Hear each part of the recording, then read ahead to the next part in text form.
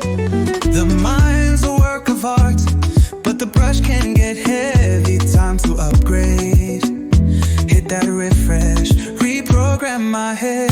MindShift Mondays, MindShift Mondays. That's where you want to be, because your mind deserves an upgrade.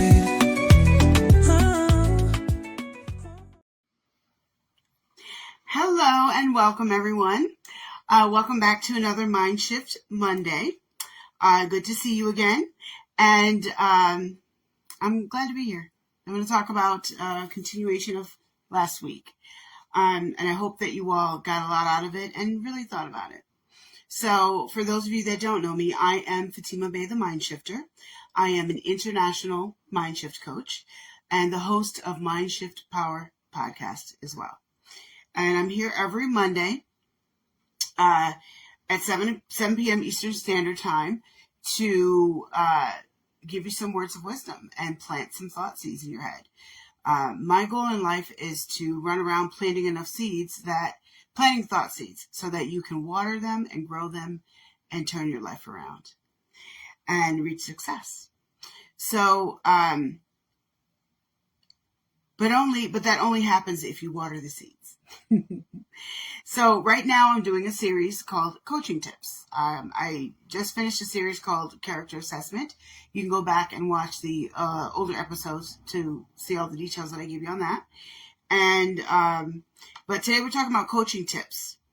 So when I talk about coaching tips, I don't just say, do this, 1, 2, 3, and presto changeo, everything's great. Because that's not real.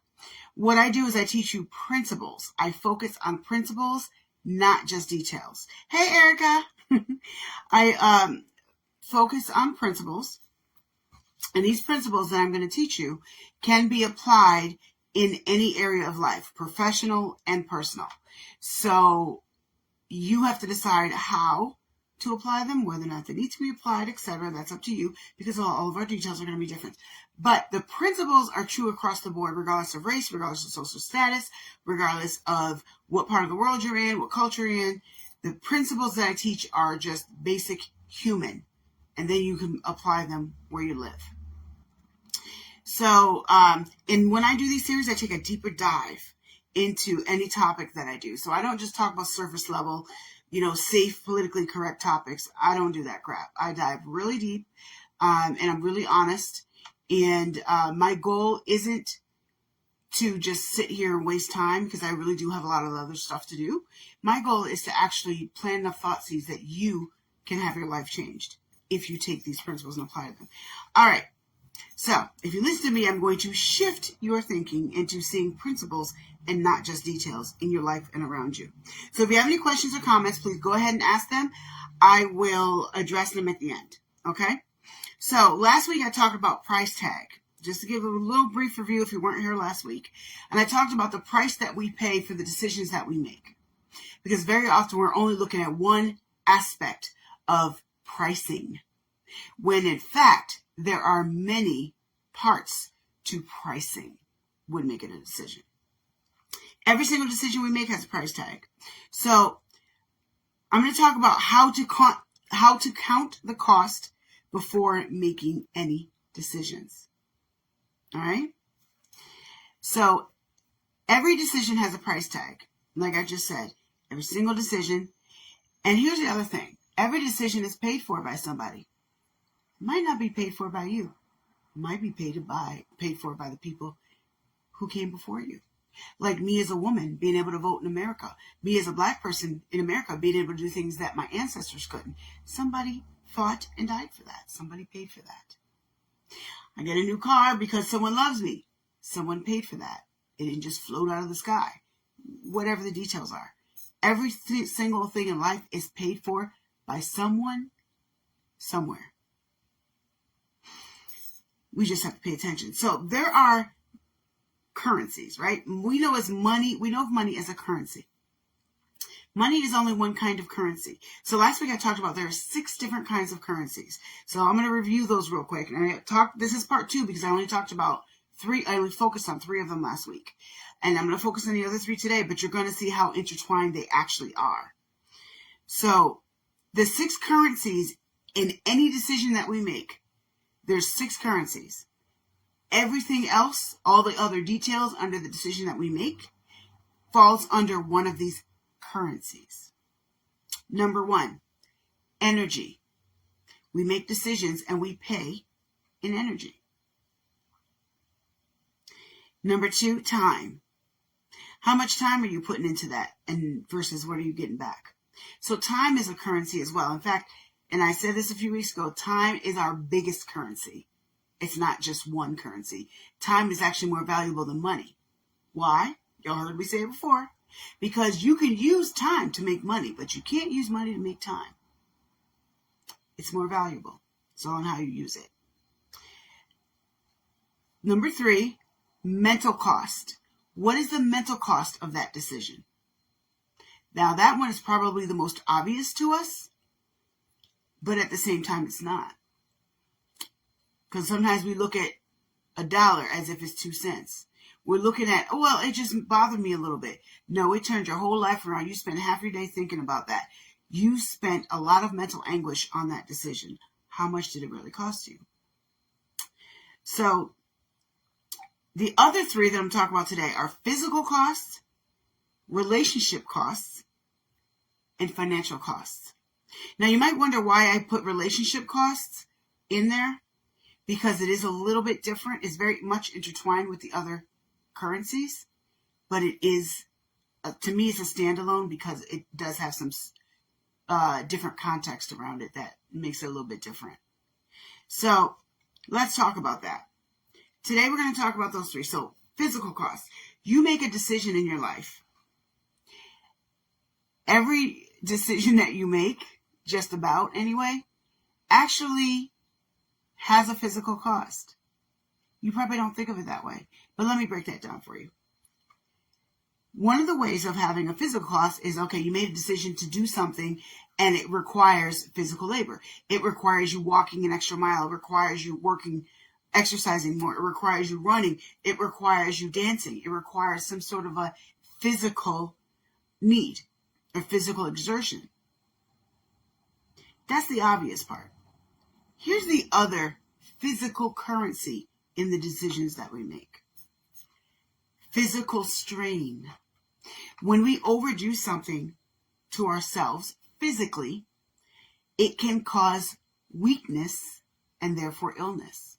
When you cause weakness in your body, you are opening the door to illness. I'll put it like this.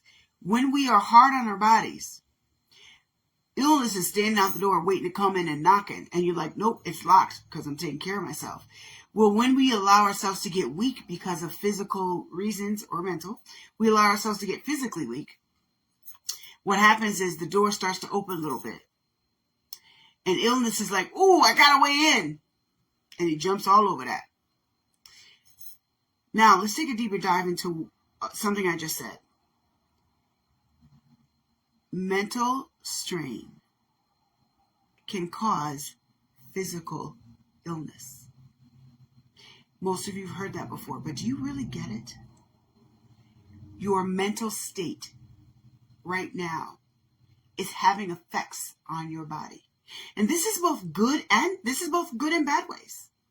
So if you are extremely happy, extremely jubilant, you're so excited about something, those endorphins do things to your body, good things. There are physical effects to that. When you are constantly worrying because of a decision that you made, you're constantly worrying because someone you decide to hook up with or connect to. You're constantly in stress because you don't know what's coming next. You're constantly in whatever the turmoil is. You made a decision that caused someone to be around you that brought trauma, old trauma back to you. That's a physical strain, and that's a big deal. That has physical effects on you because now your body is tensing up. Your blood is not flowing like it should. It's being restricted. You're not even breathing right. Your heart is working harder. The decisions that we make always have a currency. I'm still on physical effects now. Your mental state, no matter what it is, good or bad, right now, as you breathe and as I am speaking, it is having an effect on your body and therefore your life. When we are overstressed, we do not think the same as when we're joyful or peaceful. The decisions that we make always have a currency, and it ain't just money. Think about all of the ways your physical body is affected by some of the decisions that you've made that have led to mental turmoil, that have led to physical weakness, and that physical weakness leads to illness. That illness leads to more stress, and there we go. Nice round little circle. Everything is not independent, standing on its own. It's all related. Everything does affect each other. We're taught to think of things independently, but that's a lie. It's just a plain lie. Now, the other part that I want to talk about, and I'm guilty of this, sometimes, not enough sleep. You could have everything else going right in your life, but you were so excited, you just working and working, and you just want to stay up and talk to your boyfriend, your girlfriend all night long, whatever the reason is for you. You want to go out riding with your boys because it's springtime and you got the bikes out and you know you should be sleeping. You got to get up at 6 in the morning, but you're still out to midnight, 2 o'clock in the morning with them. You are straining your own body. And not enough sleep, guess what that leads to? Not enough sleep equals physical breakdown, equals weakness, equals illness. The decisions that we make have a currency. You decided to stay out all night with your friends. The benefit was woohoo. But the currency with the price that you paid was now you're sick for the rest of the week because you broke your body down and you were already at the edge in the first place. And then you drank on top of that. So now your body's really like, oh, I don't want to work. So the decisions that we make always have a currency. I'm going to keep saying that because I want to drill it in your head. Now, let's talk about relationship costs. Here's one that we just don't think about as much. Some of us, I think some people do. When we make decisions, not always, but most of the time, our decisions have a relationship cost. Now, I'm not just talking about romantic relationships. You may cost your relationship with your mother. You may cost your relationship with your brother, your boyfriend, your husband, your wife, your son, your nephew, your friend down the street, your really close friend, a business partner. There are all kinds of different relationships.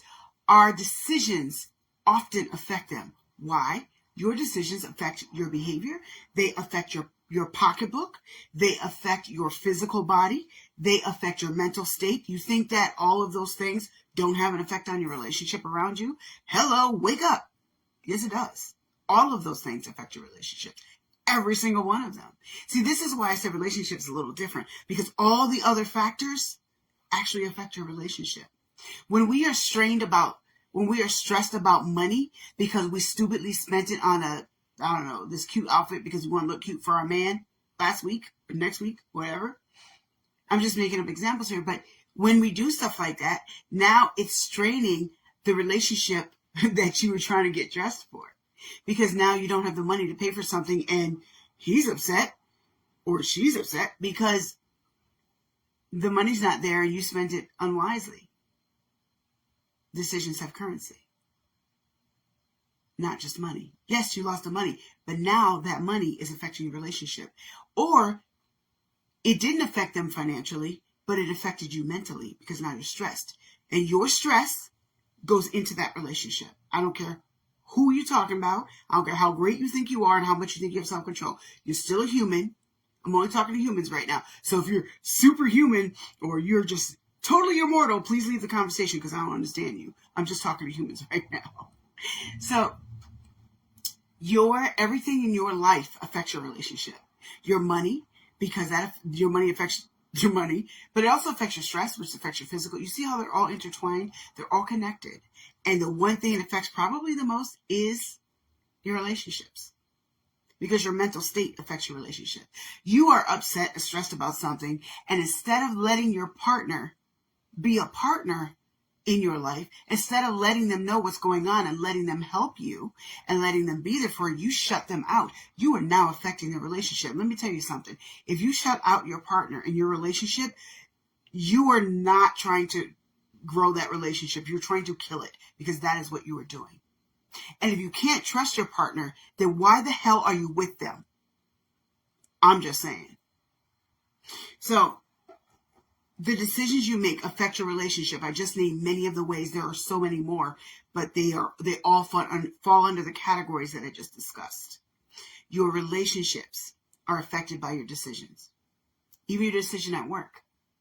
Why? Because your decision at work is now stressing you out. And that stress is in you. And what's in you goes everywhere you go. Your stress didn't stay at work, because your mind is still in your mind. As long as it's still in your mind anyway. You bring it home. Be real with yourself. Stop lying to yourself.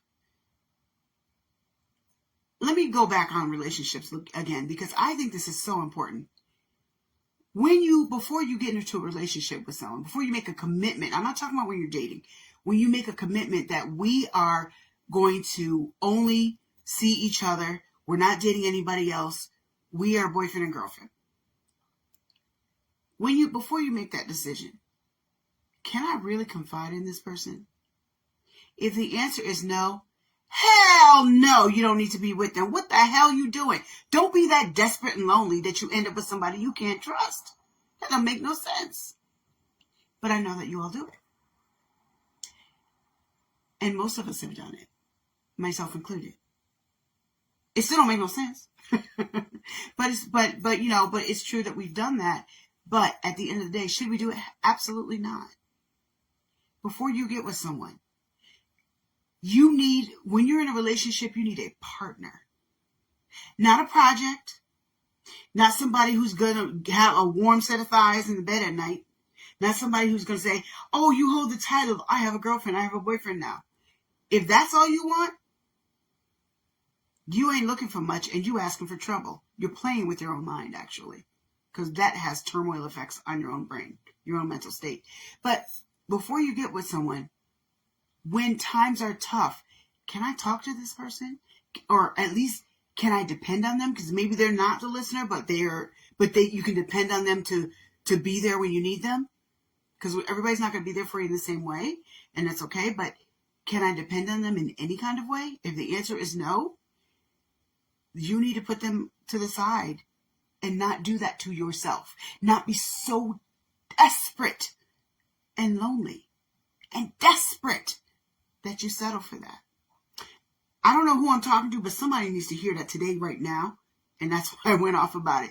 It's so important that you think before you connect yourself into an intimate relationship like that. You are damaging yourself, because whatever they got, you got too. And I'm not just talking about STDs. I'm talking about up here. All around them. Whatever they're carrying, they're getting it on you too. So pay attention. The third cost, is financial cost. That's an obvious one. But is it though? See, we think, okay, the financial cost is now I have to pay for him to get out of jail because he made a stupid decision and got thrown in jail last night. Yep, there's a financial cost to his decision. And now you're paying for it. Yeah. But let's go a little deeper into some of the other financial costs. Let's go back to relationships, because it ties to everything. You get with Bobo the Clown, who you shouldn't be with. He has no money, no job. He's just a loser. You are spending money out of your pocket to take care of him. You go out to dinner because you don't want to be alone, and so you want his accompaniment. And maybe he is fun. And maybe he's really, really, really good to be with. Have a good time with. And maybe he really is. But you shouldn't be with him, because he's not really a partner. And he's not going anywhere in life, and he's taking you nowhere with him. Now you dragging him along, but now you have a financial cost, because you have to pay every time you guys go out. You're buying him things because he ain't got nothing. And let me not just pick on men, because it could be the other way around, because there are women like that too. So please understand, I'm not just picking on men. I'm a woman, so I'm using, so that's easier for me to use as an example. But there are women, there are times where the roles are reversed as well. That's definitely true. So there are other financial costs. Okay. This person you decided to live with can't keep a freaking job because they explode every time somebody freaking farts near them. They practically just explode. So they keep losing jobs. Now you're paying the whole rent financial cost. This man will not accept you as you are. You must always be dialed up in the absolute best outfits, in the absolute best makeup. You go for that because you're lonely, you're desperate for a man. There's a financial cost to that because now you're paying a lot more money for those things to upkeep his satisfaction just so that you're not alone. You made a decision that is now costing you money. There are many, many, many other ways in which your decision has a currency. So I'm going to right now go ahead and read the comments. Give me a moment. I'm going to read it from my computer this time because the comments on the phone app are always terrible. And they just scroll. So, Erica just said something real good. Hold on, though. I got back up. Hold on, Erica. So, I can't see all of them. All right. I'm going to go with what I can see.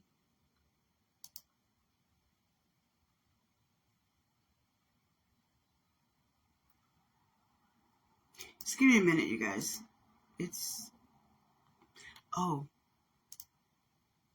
I might need to click on it this way. Okay. All right. Now I can scroll and see better. All right. One Erica said, including you're a loser. Including losing your family. I'm not sure, Erica, if you could let me know what you were replying to with that comment, because I'm not sure.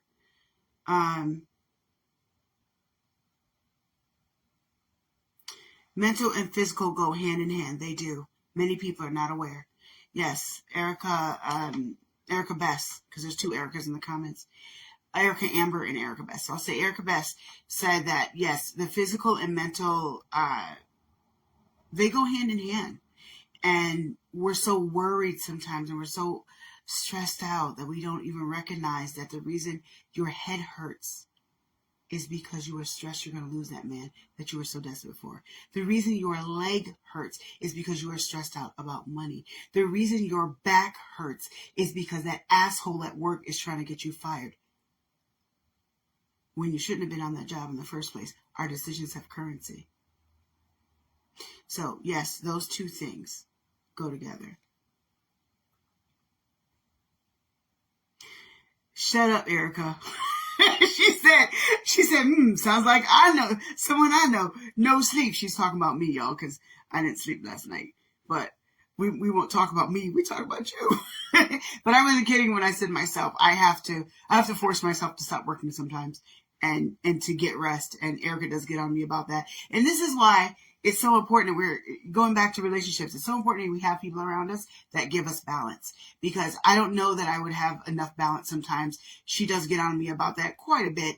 And I'm glad that she does, because sometimes I need those reminders. She's like, Fatima, you need to go to sleep tonight. Go to sleep. And, okay. And I'm like, no, but I work till midnight and get up in a couple hours. I'll be fine. And I do get like that because I get so excited with the work that I do and the stuff that I'm putting together right now that y'all don't even know about, that I'm so excited about. And then it's hard for me to like stop. So you got to have people that bring you back down to earth and keep you balanced. This is why it's so important that we are selective with who we have close to us. If these people don't deposit in your life, they're probably just withdrawing and you need to push them away. But anyway, your decisions, the decision that I made to be close friends with someone like Erica benefits me because she gives me balance. And I help her in different ways. We help each other. We made that decision. Our decisions have currency.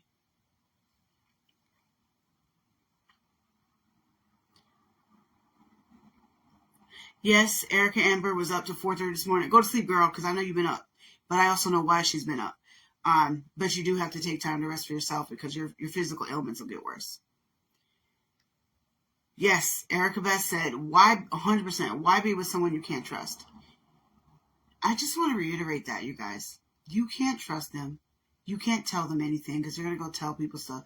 Or you can't trust them with your own emotions because they're going to beat them down. They're going to tell you how stupid you are. Why the hell be with somebody like that? For real. Once you know you're better than that, you will stop accepting that. Most of the reasons why you accept that is because you don't know who you are. You don't realize that you are a gem being treated like a pebble. What? Think about it.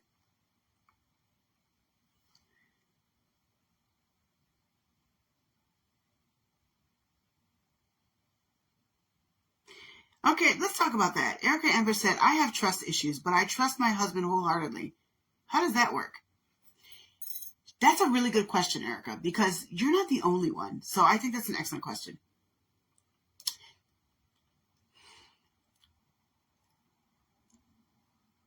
Having trust issues doesn't mean that you never trust anyone. Having trust issues means it's hard for you to trust. Doesn't mean there's something wrong with you. It doesn't mean that you are totally crazy and you've never trusted. It just means it's hard, not impossible. So what I know is your husband, Erica, because I happen to know who she is, has worked very hard at proving himself and proving himself to be trustworthy, proving that he will take care of you, proving that he tries. That much I know is that he tries. So he has proved, and therefore you've been able to trust him because he's proven it first. That doesn't mean you trust everybody else. When you have trust issues, again, I want to reiterate, it means it's difficult to trust. It doesn't mean it's impossible. You might have the one person who earned that trust. And that's why they have it. So I hope that I answered that. Oh, yes, Erica. Thank you. You know what? That's number 7. And I should have added it to my list. Thank you, Erica Best. Number 7. I made a mistake. I said there were 6. There are 7 costs, currencies. And this is the one we think about the least, but it's probably the biggest one, actually. Spiritual. Now, everybody watching me is not going to agree on spirituality, but we can all agree on principles, so I'll talk about that.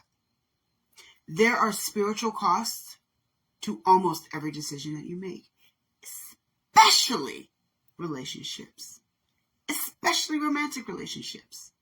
You are molding and melting yourself with someone that's carrying 25 demons on them. You think they're not going to jump on you too? Duh. You changed after you got with them. It might have been the demons they had in the basket who was like, "Oh, she looks pretty," and jumped on you. It is true. It is true. When I say what the person carries, it's going to carry with you too. That includes spiritually.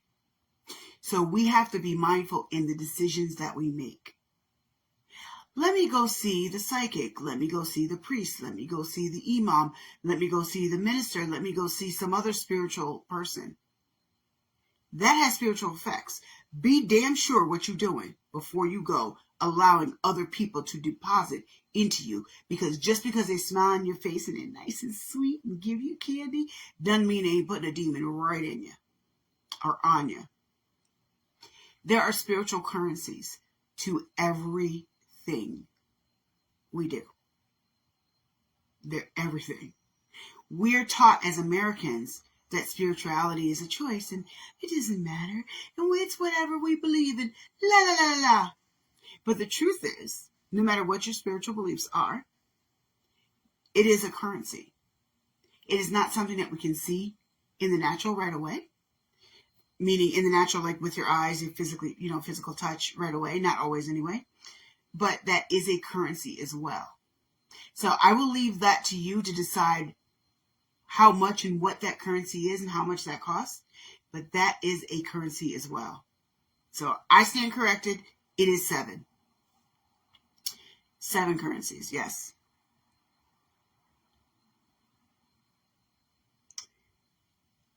Alrighty, and I think that's it for now. It has been awesome talking to you guys. If you have any other questions, please make sure you put them in the comments before I finish up. So there's a couple things I want to mention. But yes, there's a couple things I want to mention, and then I'm going to ask you a question at the end. Make sure I officially started a newsletter. So it's called MindShift Weekly. You can go to fatimabey.com, go to my website, and sign up for it. You're only going to get it once a week. It's not going to be super long, and I'm not going to spam you because I can't freaking stand that. So it'll be short and sweet, but there will be words of wisdom, like things to think about for the week. To start, it comes out on Monday morning, so something to start your week off. A thought seed of the week is in there, and other announcements. And it won't be the same stuff every week where you're bored because you're always seeing the same stuff. I don't do that because I don't want to see that. So it will be something different. It will be different stuff literally every week. So if you want to sign up for that, please do. But I do ask that you don't sign up for it if you're not going to read it. I really don't want you to sign up for something just to be nice to me. I want it to actually be impactful and help people. So I would like for you to sign up for it, but I'm not asking you. Don't do it just to be nice. Do it if you really, even if you just open it once in a while. I understand we're all busy. Even if just once in a while you go through it and hopefully get something out of it. And share it with your friends if you think that they could use it. Also, don't forget about my podcast. The other thing that's been added recently, I don't think I said it last week, but my MindShift Power podcast, my podcast for teens, the only international podcast for teens in the world. It has a blog now.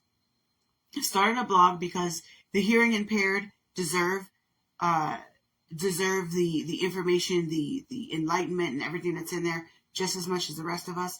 Not only that, but I'm international. And there are people, probably most of you don't think about this, but here in America, we take for granted that we just have Wi-Fi everywhere. And it's easy for us to connect. If you're in some of these third world countries, scrolling through a website that's got like a lot of videos and big pictures, they might not actually be able to get to it.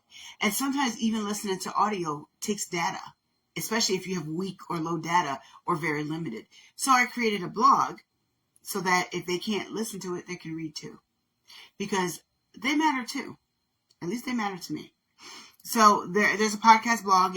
Some of you would actually rather read than listen, so it's good for that.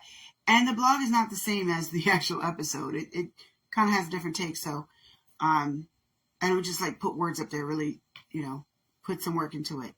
And also, I restarted my blog again. Now, I started a blog years ago. It's been sitting on my website. And I just unpublished it, but now I republished it and I'm adding to it. So that'll be ongoing. And that I will talk about different topics. It will not be the same thing as MindShift. It will not be the same thing that's in the newsletter, and it won't be the same thing that's on Mondays. So those blogs will be different from all the other stuff. So if you want to go ahead and read that, and I don't write big long blogs because I don't like to read long stuff either. I try to do things the way I'd want to receive them. So if you want to read the blog, please do. And make sure you follow me on social media. I would really appreciate it. And visit my website. There's a lot there because I'm not going to say every single announcement here. So visit the website. And thank you guys for listening.